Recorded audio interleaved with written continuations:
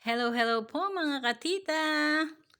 Ayan po, i-share ko lang po kung paano ako magluto ng chicken curry. Ganyan po ang paraan kung paano ako magluto ng chicken curry. Ayan po ang aking naluto na. Malasang malasa po yan, masarap. Pwedeng panghandaan, pwede rin pong pangbahay. Ayan, ang masarap na chicken curry. Ayan po.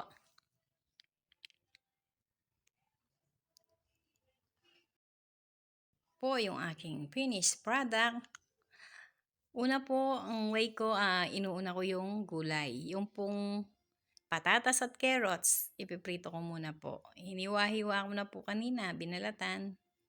Pinrepare ko na po kanina yan. Yan, piprituhin ko lang po.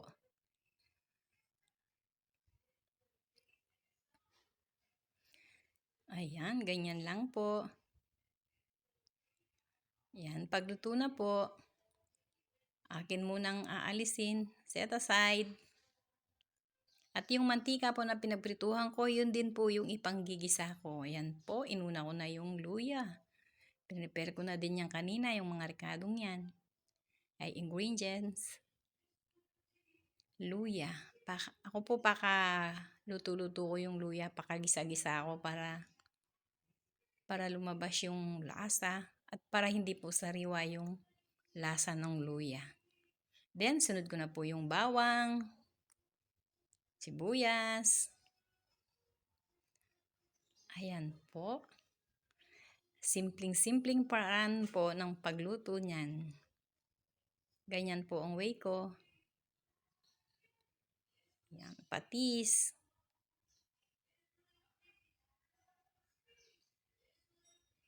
Yan, pakukuluin ko lang po ng konti.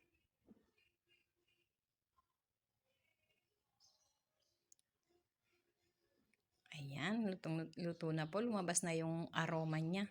Pag lumabas na yung aroma, akin ang ilalagay itong manok. Ayan po yung manok. Yung pong manok, ang sikreto niyan para maalis yung lansa. Kanina pong hinugas ko, binabad ko sa asin na may konting suka. Ayun, tapos pinakahugas-hugas ko po.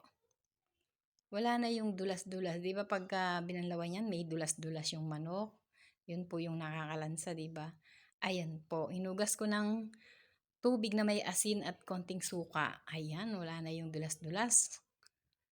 Walang lansa. Pinakabanlaw-balaw ko po. Yun po yung ginagawa ko sa paghugas ng manok. Konting asin, konting suka. Ayan, pag medyo luto-luto na po yung manok, ilalagay ko na itong timpla niya. Titimplahan ko na po ng paminta at seasoning. Curry powder po.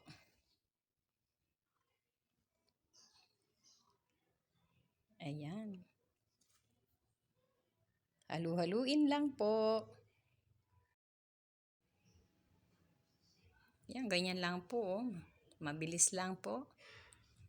Halu-haluin lang. Pag nanuot na po yung curry powder sa manok,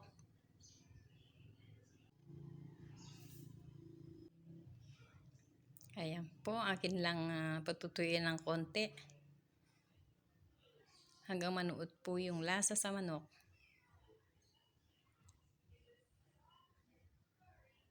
Then, ilalagay ko na po yung pinrito kong carrots at patatas kanina.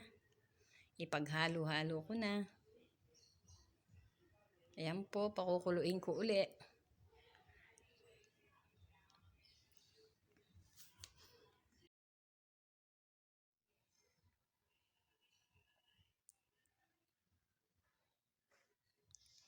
Kulo-kulo ko lang po.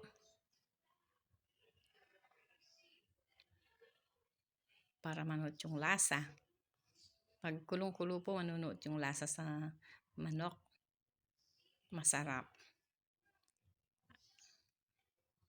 Ayan po, medyo natuyo-tuyo na. Pag ganyan po, medyo tuyo-tuyo na, ilalagay ko na po yung gata. Gata ng nyog po yan. Ayan. Gata ng nyog, halu-haluin lang po. Ayan, halu-haluin uli at pakukuluin uli. Ayan, ganyan na po yung itsura niya. Pakukuluin uli. Ilalagay ko na po yung bell pepper. Sa bell pepper po, red lang po yung nailagay ko. Pwede rin pong green. Pwede pong red at green para maganda naman yung kulay. Para makulay ang buhay. No po? Kaso wala pong green na nabili kanina, kaya red lang. Pares lang naman po yung lasa. Ang ano lang doon, nakakaganda yung itsura niya. Kung green yung isa. Ayan, pwede naman pong ganyan lang. Puro red, same lang po yung lasa niya. Ayan, patutuyuin ko na lang po. Palalaputin. Ayan po. Luto na. Ang bilis pong natuyo yung sabaw. Lumapot. Ayan po. Oh, sabaw pa lang. Sabi nga, ulam na. Malasang-malasa po yan dahil pinalapot ko. Pinatuyo ko yung sabaw niya. Yung laman po malasa. Ayan, ang po ang aking naluto na paraan kung paano ako magluto ng chicken curry. Ayan po. Masarap. Mapaparami po yung kain natin. Yan, pwede rin po yan sa handaan. Ayan. Ayan po yung bell pepper. Ayan po, maraming salamat po sa panonood. Sana po sa susunod na video ko panoorin niyo uli. Please subscribe po ang aking YouTube channel. Tita Irene po. Ayan, ingat-ingat po ang lahat. Thank you, thank you. God bless po sa lahat. God bless.